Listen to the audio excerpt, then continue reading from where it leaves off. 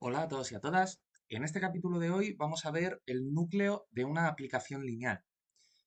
Entonces, como siempre hago, os voy a recomendar que antes de ver este capítulo veáis al menos los del tema de aplicaciones lineales dentro de la lista de reproducción de álgebra lineal, ¿de acuerdo?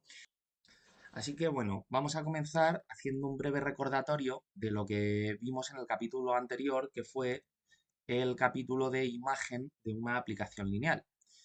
Vamos a poner el esquema general de una aplicación lineal, que es este, entendida ya la aplicación lineal como una matriz, ¿de acuerdo? Este tipo de aplicaciones lineales, las que podemos poner en forma de matriz, no son todas, hay aplicaciones que no tienen este tipo de representación matricial, pero luego son las más interesantes a la hora al menos de aprender a calcular todo esto de la imagen y el núcleo. Y el motivo es porque las aplicaciones lineales que son matrices son las aplicaciones que nos mueven entre espacios de Rn. O sea, un espacio de Rn general a otro espacio de Rm general también. Entonces, cuando se da esta situación, pues ya hemos visto que lo interesante que tenía es que la imagen es un subespacio del espacio vectorial de salida. Y cuando ocurre eso, pues bueno, se pueden dar eh, casos interesantes y con los que pues siempre en estos temas son los que se suele ver para que aprendáis a calcular pues todo esto. Entonces, también en este capítulo vimos un esquema que os puse que era evaluando el rango de la matriz de la aplicación lineal, pues según cómo fuera, ya no me detengo a ver en detalle cada una de estas tres situaciones porque ya lo vimos en el capítulo de imagen de una aplicación lineal y así no eternizamos este. Pero bueno, en esencia, pues es lo que os estaba comentando ahora. Según el rango de la matriz de la aplicación, pues o nos quedamos dentro del mismo espacio vectorial, o sea, vamos de V a W, pero W es el mismo espacio que V, o nos vamos en el segundo caso a un subespacio W que está contenido en el espacio V, o en el último caso nos vamos a un subespacio W que está contenido ya en un espacio general U que puede contener también a su vez a V. ¿De acuerdo? Este último caso, pues por ejemplo, si tenemos que nuestro espacio vectorial de salida es R2 y vamos a R3, pues vimos que no podíamos generar el espacio total, sino que como mucho íbamos del plano XY a un plano pues que tendría una cierta inclinación dentro del espacio R3. Entonces, en ese caso, V sería R2, W sería un subespacio de R3 que sería isomorfo a R2, sería un plano, pero pues no podríamos llamarlo propiamente R2 porque R2 está reservado pues al plano XY. Y entonces U sería R3, el espacio más general que contiene tanto a R2 como a este subespacio de R3 isomorfo a R2. Muy bien, pues hecho este repaso, nos tiramos ya a la piscina y vamos a definir qué es el núcleo de una aplicación lineal. El núcleo, o también muchas veces lo vamos a llamar subespacio núcleo, porque va a ser un subespacio vectorial, se define de la siguiente forma. Se llama Ker, por el alemán Kernel, que significa núcleo, y pues esto hace referencia a la aplicación, el Ker de A, y como esto va a ser un subespacio del espacio vectorial de salida, pues abrimos llaves porque es un conjunto. Entonces, este conjunto estará formado por todos los vectores que pertenecen a V, de tal forma que la aplicación, cuando actúa sobre estos vectores V, los manda al cero. Y ya está. El núcleo de una aplicación lineal no tiene más. Es una definición súper facilita y bueno, pues vamos a ir, para poder tener un esquema o un dibujo mental, pues vamos a irnos a los diagramas de Venn para solventar cualquier posible duda que pueda surgir. aquí tenemos un espacio vectorial de salida V y un espacio vectorial de llegada que también es V. Entonces, cada punto en cada uno de estos dos espacios vectoriales representa un vector, un elemento de este espacio vectorial. Pues aquí en el de la izquierda pues los he llamado V sub i. Pues este de aquí será el V1, este el V2, así pues habrá generalmente infinitos. Así que nosotros lo que ya sabemos es que los elementos del espacio vectorial de salida que con la aplicación A se transforman en otros elementos, pues eso es la imagen. Y la imagen, pues en concreto son estos dos elementos de aquí. Estos dos elementos serían los W sub i. Entonces, aquí podríamos hacer también otra cosa. Podríamos decir que la imagen de la aplicación A es igual a un subespacio W formado por todos los elementos que tienen imagen, o sea, por todos los que conformen estos W sub i, que está contenido en V. Y luego tenemos estos otros elementos de aquí, que están en el espacio vectorial de salida, en vez de en el de llegada, que como veis van al cero del, en este caso porque es el mismo espacio vectorial, y aquí, bueno, me estoy dando cuenta que he cometido un error porque el cero siempre tiene que pertenecer al conjunto que se diga espacio vectorial. Entonces, como el subespacio imagen es un subespacio vectorial y por lo tanto un espacio vectorial, el cero tiene que estar también incluido dentro de la imagen de la aplicación. Es un fallo que ha sido una distracción y esto ahora sí son los W sub i. Bueno, pues en el espacio vectorial de salida, todos estos vectores V sub i, que cuando A actúa sobre ellos van al cero, estos son los que vamos a llamar el ker o núcleo de la aplicación. Entonces, aquí ya estaría toda la teoría vista. Vamos a pasar ahora a hacer un par de ejercicios para que esto quede claro. Antes de nada, comentar que cuándo va a estar garantizado que una aplicación A, la que sea, con representación matricial, tiene núcleo. Pues garantizado, garantizado, solamente va a estar de estos tres casos en los que analizamos una aplicación lineal viendo cómo es su rango, solo estaría garantizado que exista un núcleo en la segunda situación, en la que el rango de la matriz A es menor o igual al número de filas y esta es menor estrictamente al número de columnas, que es el caso en el que vamos de espacios vectoriales de dimensión mayor a subespacios vectoriales de dimensión menor contenidos en el espacio vectorial original. ¿Y esto por qué ocurre? Pues por algo que vamos a ver en el capítulo siguiente cuando demuestre el teorema del rango nulidad, que es que cuando se da esta situación se va a perder dimensionalidad. Entonces la dimensionalidad de los espacios vectoriales mediante las aplicaciones es algo que se mantiene constante, por decirlo de alguna manera, se conserva. Entonces, ¿qué ocurre? Que si, por ejemplo, todos estos vectores del núcleo forman una envolvente lineal de la dimensión que sea, pues toda esta dimensión, todo este conjunto al ir al cero, como nosotros ya hemos visto en capítulos pasados que el cero genera una envolvente lineal de dimensión cero, pues esa dimensión o esa dimensionalidad parece que se ha perdido.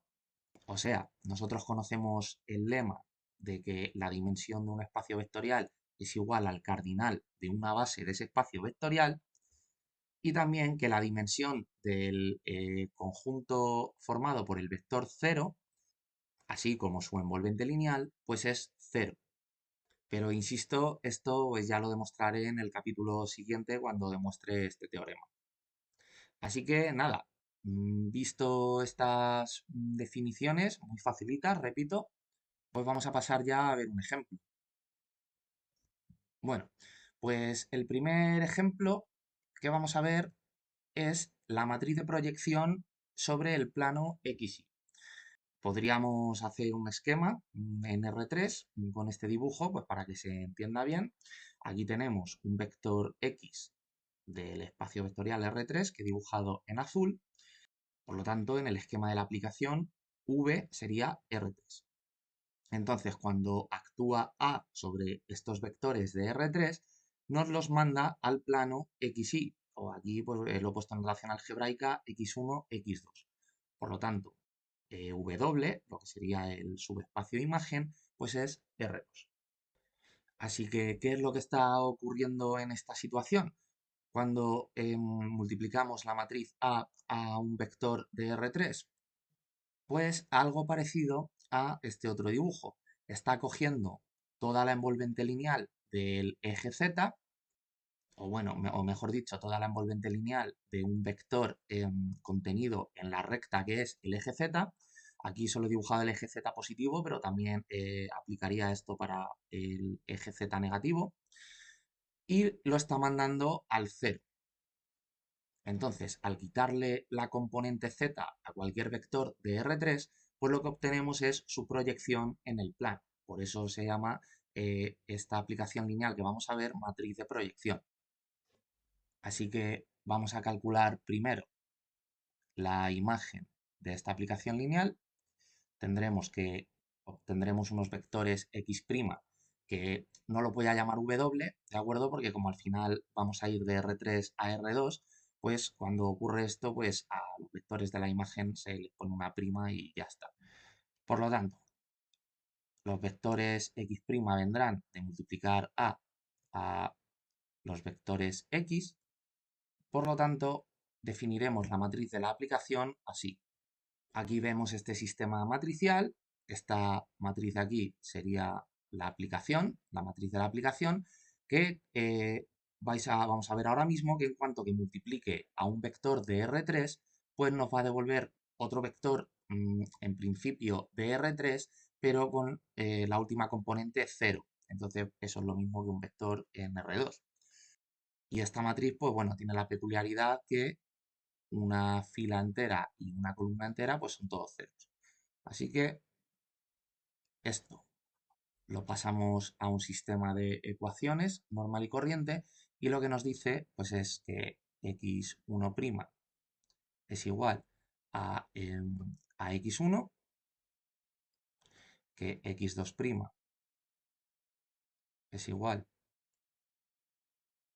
a x2 y que x3' es igual a 0.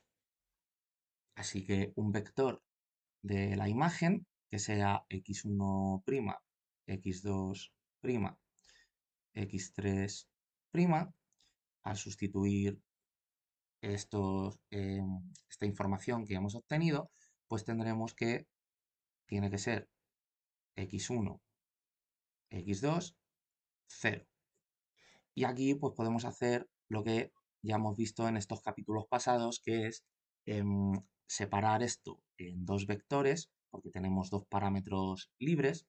Pues el primero sería un vector coordenada x1, 0, 0 y otro con 0, x2 y 0.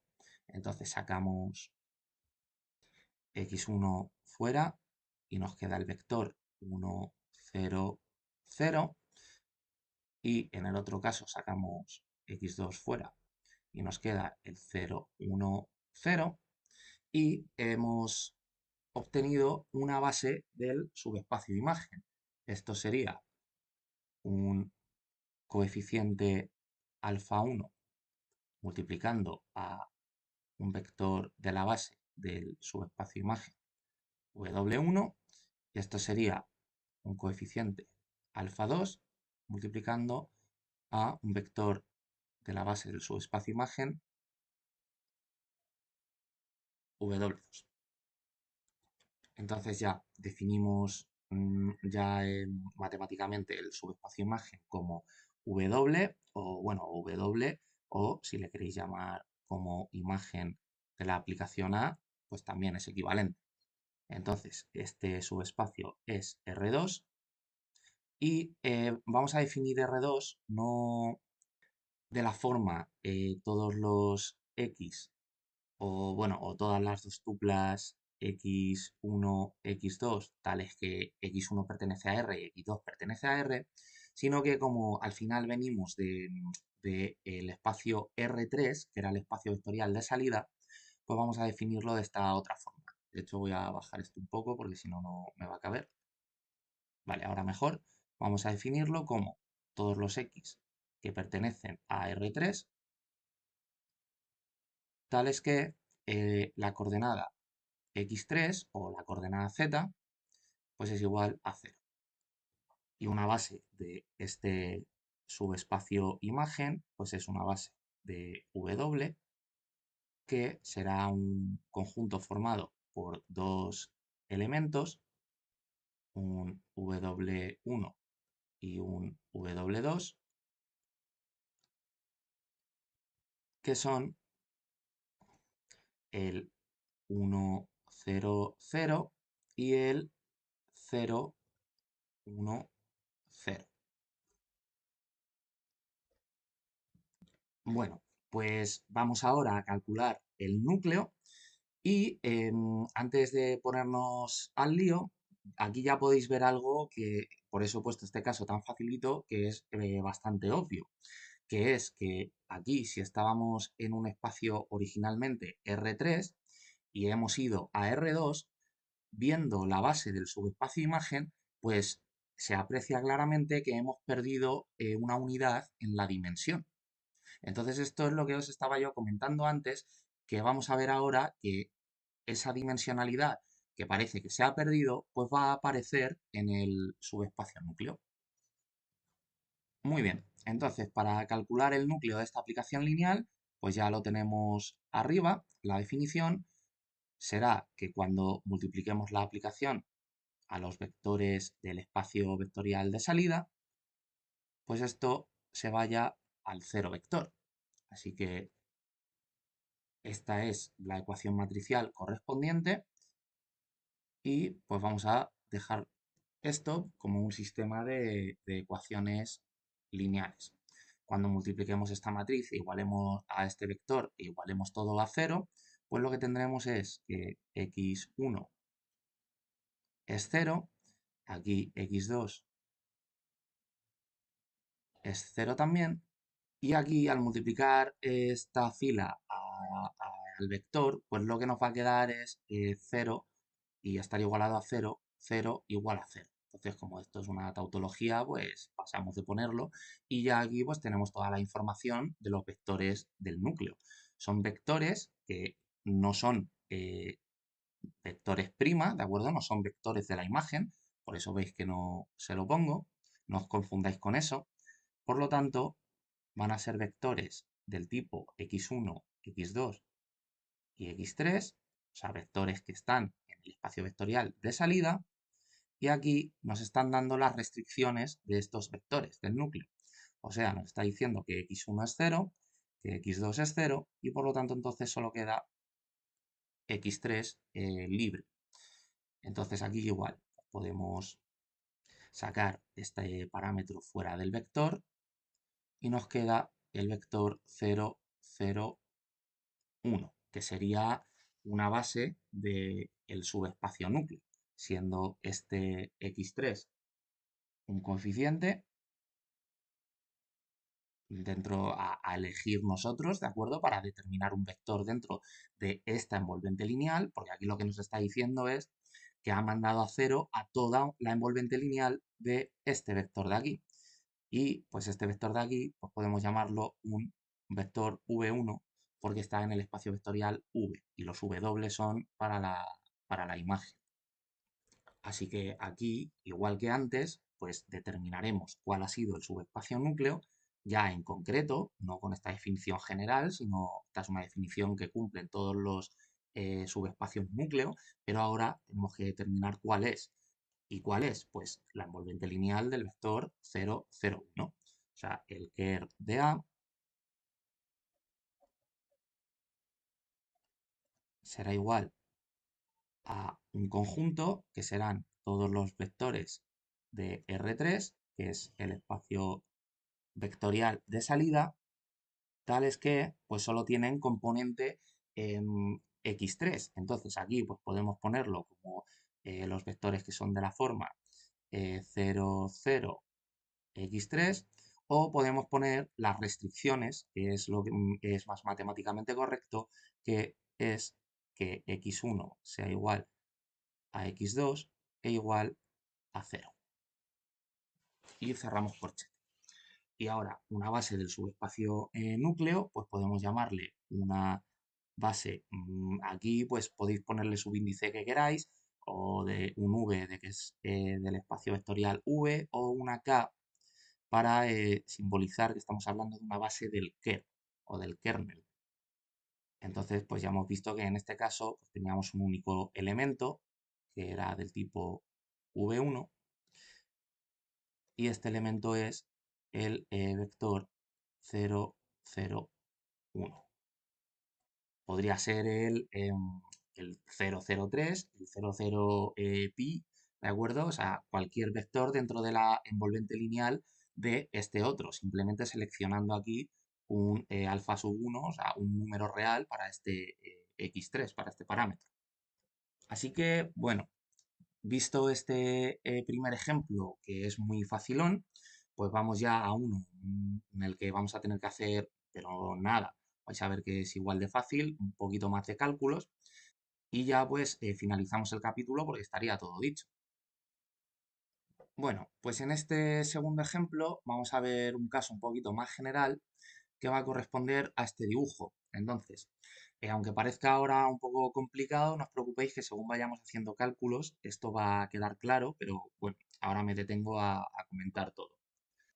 Lo que os quería comentar es que este caso va a ser representativo del que os he dicho antes, que era el único que garantizaba que iba a existir el núcleo de la aplicación, porque habrá aplicaciones que cuando calculemos el núcleo, por ejemplo, tenemos aquí el esquema general, a por x igual a 0, ya en este caso no voy a calcular la imagen, ¿de acuerdo? Para no eternizar el vídeo, pues habrá muchos casos en los que la matriz, pues la que sea en cada caso, los únicos vectores x que van a cumplir que cuando la matriz actúe sobre ellos vayan al 0, pues va a ser el vector 0 del espacio de salida. O sea, que el 0 vaya también al 0 como tiene que pasar para que ambos sean espacios vectoriales. Y por ejemplo, esto lo hacen pues matrices del primer tipo que tenemos aquí en este esquema, en las que el rango de A es menor o igual al número de filas y el número de filas es igual al número de columnas. Lo que pasa es, bueno, no, porque aquí tengo representadas dos posibles situaciones con lo del menor o igual. Estoy hablando, en esto que acabo de decir, de que el 0 vaya al 0, sería el caso en el que aquí es igual, solo, ¿de acuerdo? Que estaríamos hablando de esta, de que la imagen de A es W igual a V. Ya para el caso en el que es menor, es este otro caso que no, ¿de acuerdo? O sea, solo sería este primero en el que el 0 va al 0 con la aplicación. Pero este caso que voy a poner yo ahora mismo va a corresponder al segundo, a uno en el que vamos a ir de dimensión 3 a dimensión 2 y la matriz de la aplicación pues va a ser esta de aquí, ya veis que actúa sobre vectores de R3 y nos devolverá vectores de R2. Por eso aquí, al igualar esta ecuación a 0, el vector 0 que pongo es el 0 en R2. Así que podemos ver aquí rápidamente que tenemos un sistema matricial con dos ecuaciones y tres incógnitas, por lo tanto ya sabemos que vamos a tener que determinar, o sea, esto al final, al ser un sistema homogéneo igualado a 0, lo que nos va a devolver es una recta parametrizada. O sea, sabemos que para resolver este sistema tendremos que introducir un parámetro. Uno es la resta del número de incógnitas menos el número de ecuaciones, que es 3 menos 2 igual a 1. Por lo tanto, aquí el núcleo va a ser una recta de dimensión 1, que es precisamente esta recta azul que os pongo en el esquema. Estamos en un espacio V de salida que es R3, vamos a ir con esta aplicación a R2, así que aquí vemos los X que se transforman en X' con la aplicación, y luego una recta, que ahora veremos cuál es, la pongo aquí pues oblicua en R3 de forma general, que va a ser el núcleo de la aplicación, y por ser una recta será isomorfo a R, y toda esta envolvente lineal, cuando A actúe sobre todos los vectores que la conforman, pues van a ir al vector 0 en la imagen. Entonces, esto se resuelve muy fácil, igual que acabamos de ver el caso anterior. Aquí vamos a abrir unas llaves para poner esto en forma de ecuaciones lineales, y lo que tendremos multiplicando pues es en la primera ecuación que x1 más 3x3 es igual a 0, y luego que 5x1 menos x2 más 2x3 pues es igual a 0 también. Entonces voy a hacer un copia-pega por aquí abajo para resolver, que no me cabe por ahí a la derecha. Entonces, vamos a dejar todo en función de x3 para no andar con números racionales, ya que aquí tenemos que despejar uno de los dos. Pues lo que decimos es que x1 pues es menos 3x3.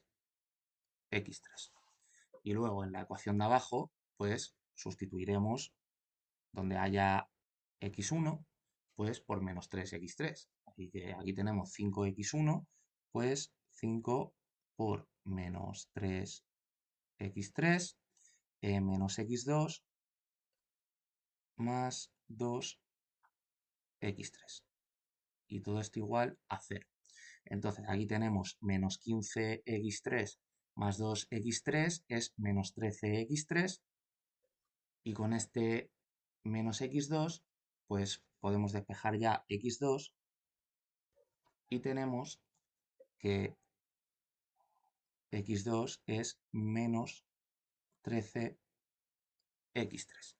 Bueno, pues ya hemos encontrado x1 y x2 en función de x3. Por lo tanto, nos venimos al vector del núcleo, que es un vector del tipo x1, x2, x3, porque el espacio de salida es R3. Y esto pues es sustituir, o sea, es incorporar las restricciones que acabamos de obtener. Pues x1 es menos 3x3, x2 es menos 13x3 y x3 pues no hemos obtenido ninguna restricción, pues por lo tanto x3. Aquí sacamos x3 fuera y nos queda el vector menos 3, menos 13, 1. Así que hemos obtenido una envolvente lineal. Esto pues, podemos volver a renombrarlo como un alfa 1. Y esto es un vector base del subespacio núcleo, pues un V1. Y ya para acabar, lo único que nos queda pues, es determinar el subespacio núcleo y una base del subespacio núcleo. Por lo tanto, el subespacio núcleo pues será el Ker de A igual a, abrimos llaves, a todos los X que pertenecen a R3, que era el espacio vectorial de salida, tales que, igual que antes, pues lo que vamos a poner aquí son las restricciones que nos han dado. O sea que x1 es menos 3x3,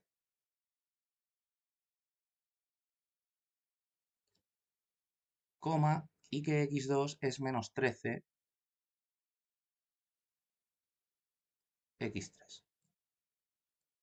Y cerramos llaves. Y una base del subespacio núcleo, pues esto es una base sub K, solo tenía un único elemento, y este elemento pues era el vector menos 3, menos 13, 1. Y ya habríamos acabado pues, al determinar pues, toda la información posible que podemos extraer dentro del núcleo de la aplicación.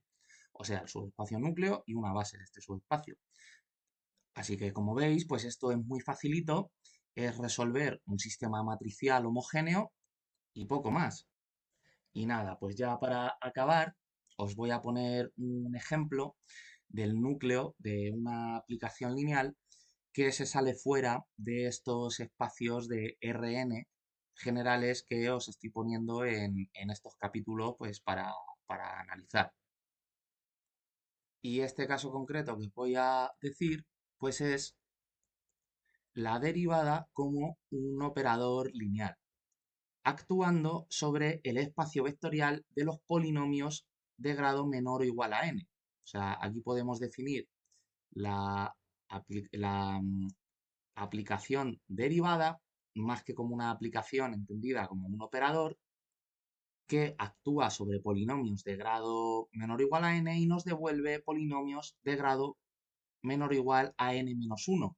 ¿Por qué? Pues porque ya sabemos que si tenemos un polinomio, pues por ejemplo, de grado 3, al derivar ese polinomio, estamos reduciendo en todas las x que haya un exponente. Por lo tanto, pasará de grado 3 a grado 2 y acompañando pues otros términos con x elevado a un número siempre menor, pero los que queden. Entonces, aquí, nada, lo único que he puesto es que cogemos un polinomio del espacio vectorial de salida. Cuando el operador derivada actúa sobre él, nos devuelve el polinomio prima derivado. O sea, esto no es notación nada más. Y aquí, pues, la demostración de que la derivada es lineal. O sea, cuando actúa sobre una suma de polinomios, se convierte en la suma de las derivadas. Y cuando actúa sobre un escalar lambda multiplicando al polinomio, pues este escalar es transparente, por decirlo de alguna forma, a la derivada. Entonces, ¿cuál es el núcleo del operador derivada actuando en el espacio vectorial de los polinomios? Pues serán todos los términos que tras derivar se vayan al cero. ¿Y esos cuáles son? Pues los términos que haya en el polinomio que sean constantes. O sea, los términos del polinomio que vayan multiplicando a x elevado a 0, que al final, pues como esto es 1, pues son los términos independientes que no van multiplicando a ninguna x. Donde aquí, que quede claro que esta expresión lo que es una envolvente lineal, ¿de acuerdo? Donde x elevado a 0 sería el vector y el vector de la base del subespacio núcleo, y a sub 0 pues sería el coeficiente, un coeficiente pues cualquiera, un número real, digo aquí, que nos da pues toda la envolvente lineal de ese vector. O en resumidas cuentas, dentro del espacio vectorial de los polinomios, pues cualquier número que no vaya multiplicando a una x, los términos independientes de los polinomios. Bueno, pues ya con esto queda todo dicho en este capítulo.